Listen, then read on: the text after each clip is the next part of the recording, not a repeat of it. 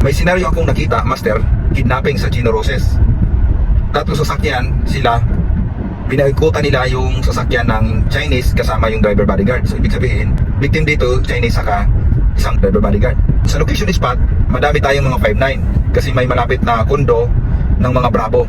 So Bravo siguro mga mga bodyguard ang ibig sabihin ng ating ka-5'9". On the situation bilang 5'9", di ba natin pwede ipagtanggol kapwa nating 5'9"? So yung approach natin, dito yung kiniklear ko bilang civilian at bilang security. Sa mga hindi po nakakaalam, tayo po ay force multiplier ng PNP. Kung ang katanungan mo kung pwede tayo magtanggol sa kapwa nating ka-5'9", kahit nga mga civilian, pwede mga ka-5'9".